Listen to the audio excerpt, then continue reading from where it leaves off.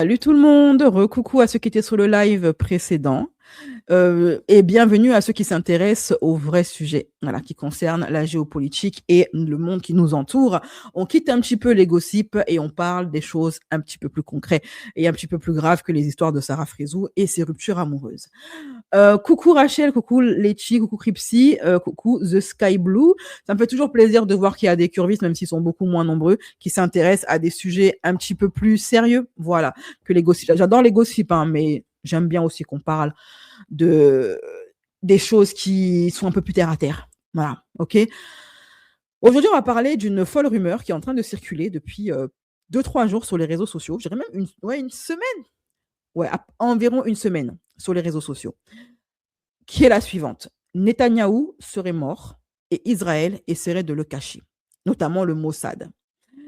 Pour ceux qui ne suivent pas trop l'actualité, j'ai déjà fait une vidéo sur ça où je vous expliquais un petit peu ce qui se passe en ce moment du côté du Moyen-Orient et des États-Unis. En plein Ramadan, début mars, Israël a décidé de bombarder l'Iran. Ils ont prévenu Trump un petit peu quelques jours à l'avance. Le fils de Trump, 2 jours avant les bombardements, a investi plus de 3 millions dans le pétrole. Et 2 jours après, Israël, en duo avec Trump, les États-Unis, se sont mis à bombarder l'Iran. L'Iran a riposté. Et depuis, la riposte est de taille. Et Trump, le premier, ne s'attendait pas à une telle riposte. N'inquiétez pas, je vais tout vous expliquer. Maintenant, les événements sont en train de dépasser Trump et Israël, à tel point que Trump est en train d'appeler l'OTAN, c'est-à-dire les pays européens, ses alliés, à l'aide. Voilà. La riposte de l'Iran était surprenante pour Trump. Il ne s'attendait pas à ça. Pareil pour Israël. Ils ont décidé de tout mélanger. Ils sont en train de tout mélanger. Ils ont bombardé les pays du Moyen-Orient alliés aux USA, comme Dubaï, etc. Ils s'en prennent maintenant au Liban, en fait, à tous les pays alliés, ok, des États-Unis. Et maintenant, la donne, elle est en train de changer parce que, tout simplement, l'Iran fait flipper Trump et fait flipper ses frères musulmans du Moyen-Orient qui se sont alliés à Trump. Au point où tous sont en train de tourner le dos à Trump, en tout cas du moins officiellement. Officieusement, on ne sait pas trop. L'Iran est en train de niquer le game. Voilà. C'était l'antagoniste qui a été un petit peu trop pris à la légère et qui maintenant est en train de tout mélanger. Voilà, le monde est en train de changer. Il y a un avant et un après l'Iran. Je rappelle que au moment des bombardements, Israël et les États-Unis se sont gargarisés d'avoir achevé, d'avoir tué le chef suprême religieux et politique de l'Iran. Il a été remplacé par son fils et du coup, le fils est encore plus Django que le père. Il est encore plus crazy que son père. Il est encore plus. Lui, là, il dit que. En plus, il est jeune. Vous savez, la fougue de la jeunesse. Alors, comme quoi, je pense qu'ils sont en train de regretter d'avoir tué le premier, hein, parce que le deuxième, il est pire. Voilà. Ils ont essayé de tuer le deuxième. Ils ont annoncé qu'ils l'ont tué.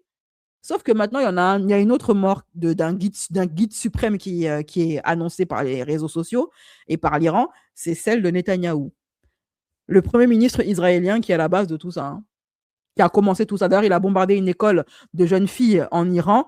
Il a fait 178 victimes des enfants qui sont mortes, des civils qui n'ont rien demandé. Hein.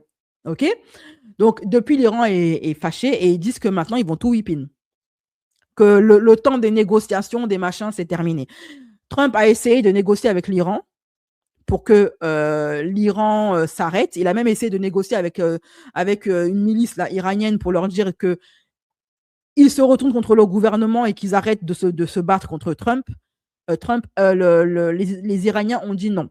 On va continuer jusqu'au bout. Ce que vous avez commencé là, nous, on va finir ça. Donc, les tentatives de négociation n'ont pas fonctionné. Tentative de pousser le peuple iranien contre son gouvernement, ça n'a pas fonctionné. Tentative de pousser les milices armées de faire un coup d'État contre l'Iran, ça n'a pas fonctionné. Donc, en ce moment-là, il se passe quoi? Le détroit d'Ormuz, qui est la plaque tournante de la circulation du pétrole dans le monde, est pris en otage par l'Iran. Parce que c'est sur le territoire de l'Iran que se trouve le Dortmund, et c'est là-bas que tous les pays s'approvisionnent et font du commerce avec le pétrole. Ils sont obligés de passer par ce détroit. Tous les pays, hein, la Chine, la Russie, les États-Unis, l'Europe, sont obligés de passer par le détroit. Et les pays arabes, tous ceux qui font du commerce avec le pétrole. Or, ce détroit-là, il est détenu actuellement par l'Iran. L'Iran qui est soutenu par la Chine, soutenu par la Russie, etc. OK? Ce sont des grosses puissances militaires et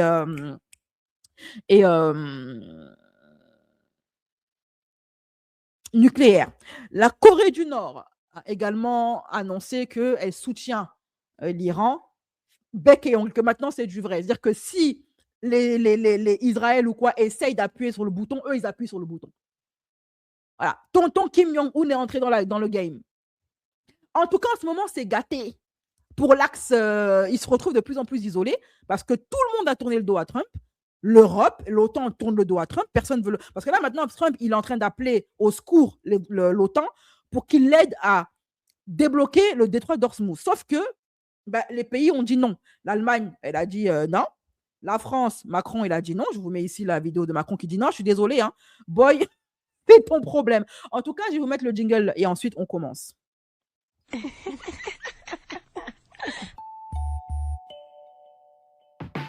Black Kirby style, Black Kirby style, Black Kirby style, Black Kirby style. Oh. Donc, je disais, après s'être moqué de ses alliés, hein, on entend par là la France, etc., pendant un bon moment, OK? Eh bien, et d'avoir dit que l'OTAN était une structure obsolète, après avoir chié sur l'OTAN, chié sur l'Europe, se foutre de la gueule de tous ses alliés, Macron, etc., l'Angleterre, l'Espagne, qui a le premier pays d'Europe à avoir porté ses couilles, à avoir dit moi, je ne vais pas me battre pour toi, Trump, et tu ne passeras pas par mes bases militaires pour aller taper l'Iran, parce qu'au début, Trump, il a voulu passer par les bases militaires espagnoles qui se trouvent là-bas en Iran pour attaquer l'Iran. Sauf que le gouvernement espagnol a dit non. C'est le premier pays européen à avoir porté ses cojones et à avoir dit non, nous, on ne va pas participer à ta guerre de psychopathes là. Tu as envoyé tout le monde à la guerre pour aller aider un pays. Ce n'est pas mes termes, hein, ce sont les termes des Espagnols, des gouvernants espagnols, d'un pays de génocidaires. Donc, nous,